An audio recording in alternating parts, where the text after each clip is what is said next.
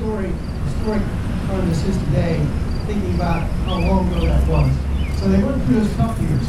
From the 40s, 50s, and 60s, this was the place to be.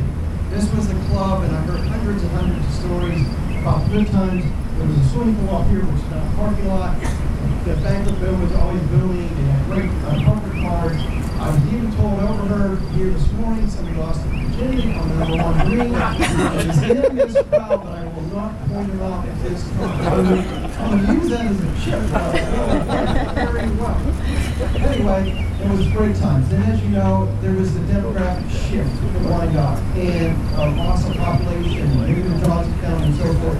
And the club suffered. Went from 400 members active in the more in the 70s, 80s, and 90s. And this deterioration. And so by early 93, the course was in really bad shape. Only about 100 members, still trying to struggle along what we're going to do. I got contracted to manage it in January 1993. So on January 2nd, 1993, I'm from Dallas. I was here, and I thought to myself, by January 3rd, what the heck am I doing here? It was so cold looking at this course.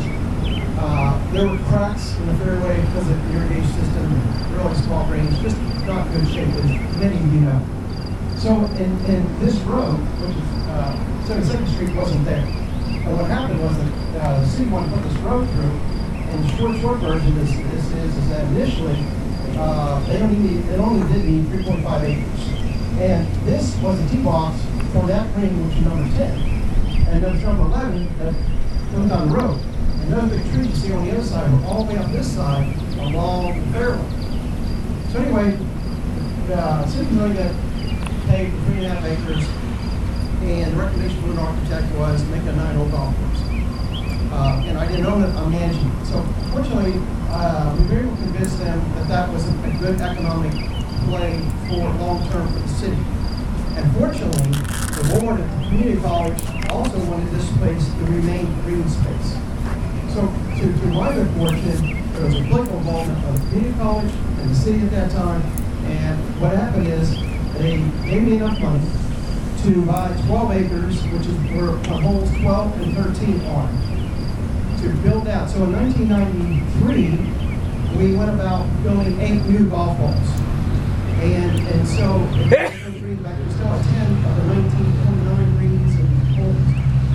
In fact, this putting green behind me, as you can see, was like how it was in 1929 all the way up to this day in this area.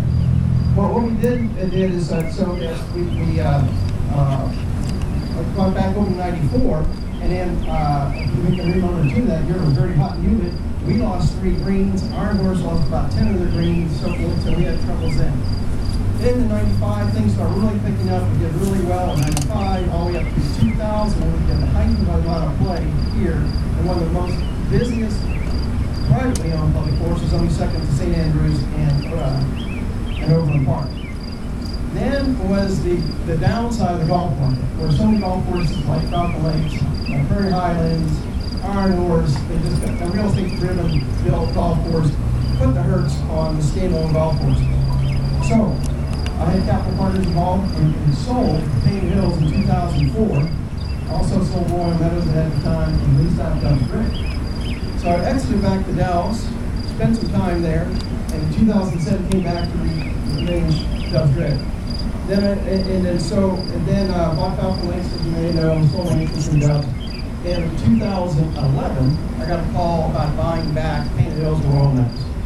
So we culminated that in April of 2012. In August of 2012, we started renovating the tees out here because the reputation was July and August, bring a hammer if you want to put the tee in the ground. And so what we did is we started doing all the tees and realized we were disrupting play. For those who were here in July and August, you probably already left because the fairways were totally fine. It was an embarrassment, and rightfully so, people giving us a lot of action. And very careful planning. It took about an hour's decision to decide to close it down and redo all the other greens because we were going to do more green time. So what you're going to find here today is there is a new tee complex on every hole. We redid every tee, most every one of them, and put Zoysia on them. So you won't need your hammer in July and August. We took the other 10 greens that were still out there, and we did all those USGA green specifications. And we took several of the holes that were blind. Remember the favorite number 7, where you just, your ball, no matter how you even sliced it to the right, ended up down on the left. So you'll see changes on each one of the holes, which we're anxious for you to do. So you will see that we element everything to the end, toward to the end of the green. We're anxious to get it open. It's time to get it open. And it'll just keep maturing as each week goes along. Later, we plan on redoing this area up here. We put our focus and attention out on the golf course. We are going to do the putting green and the staging area probably 1 or 2 or 3 years out. So that's how the history of where we are today. Appreciate very much your being here. I want to introduce you to and recognize the people that helped make this event today and all the hard work become a reality. I don't think our project make it today, did. Okay. Anyway, first of all, our architect is Todd Clark and Associates. They helped us in the design. Our superintendent, Shane Dorsey. The interview process, which was in August, we were just going to do the teams. So he came on board in early September. That was the plan. So I had to make a slight change until we were going a lot more. But worked an unbelievable, tireless amount of hours. It's been super. And the entire group here behind, come on up here. These guys, come on up to the front. All these guys have been working, and we're missing about another 8 or 10, as well as so many other contractors, worked long hours, putting in irrigation, bunkers, sand, everything that's been done out there. Would you recognize them?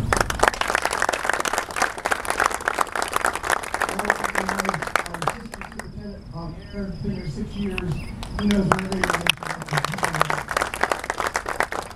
The big guy is Doug Snyder. He is one of our shapers and contractors, and moved a lot of this dirt presently and over Royal and other places. Been following me along, helping shape these new golf courses. Doug, thanks for a great job. This is Matt Westerman. He takes care of all the golf carts at all 4 golf courses. And Eric Bond, he's our superintendent at Royal Meadows, and we have Andy Klein back here in the Rancher as our superintendent over at Falcon Lakes. We also manage Stone Canyon, and just as of last night, we were under contract for the purchase of Sycamore Ridge, which we'll probably hopefully are going smoothly will close in about 45 days. Also, want to introduce my partner, Sam Van Lanningen, over here in the States. To do this, but for purposes that anybody from the county appraisal district is here, we spent $174.63 in our property receipts. So we'll get those taxes going. And that last, I want to reintroduce, and we have an announcement that I just found out about last night, is giving tremendous amount of praise to Steve. He's been here a long time. And he's helped, everybody knows Steve, and he's the anchor person here. And during the construction, he was managing the funds and trying to keep track of all expenses and did a phenomenal job. And then he had a handle I can't share with everybody that Shane gave to him to be our runner to go get things. So you can figure out what it is. He's run everything, and he just helped out in every aspect getting this project done. And also, then I just learned from Adam that you were recognized last night, and everybody should know about this. Adam, come on up. What? Because I didn't make it? Because you didn't make it. You're right. Because you didn't make it, we gave you an award. Marty, thanks for allowing me to hijack this for a moment. But folks, we know what a gem we've got here in the golf course. We also have a wonderful gem here in Steve Price.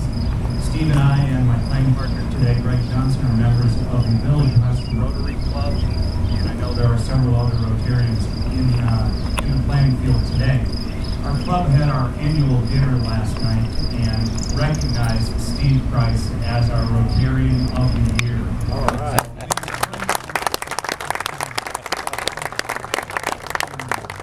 Steve, thank you. We're proud to have you, and I know the community is proud of you. Thank you.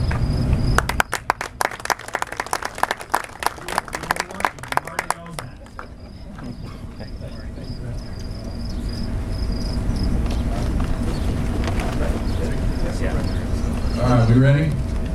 Let's go ahead and get the carts, Hey, and I'll go over wait a everything. minute. Let's thank Marty for everything he's done. Yeah.